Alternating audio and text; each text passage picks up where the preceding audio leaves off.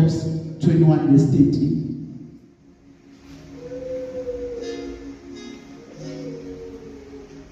Ukuhlakanipha komuntu nekuconza kanye nemiyalo longiwo sibili kungeke ukuside nangabe ucondzene nekumelana nasibakade. Sifundele futhi. Ukuhlakanipha komuntu nekuconza kanye nemiyalo longiwo sibili kungeke ukuside nangabe ucondzene nekumelana nasibakade. Nezinto ezikusiza uma indaba yakho ibhekene noSimakade. Angeke zikusize.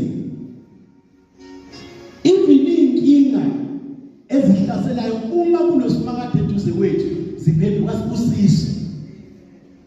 Inkinga ezisuke zihlasela the moment kuba noJesu la eduze zivele iphenduke sibusiso lokuthi zibe inkinga.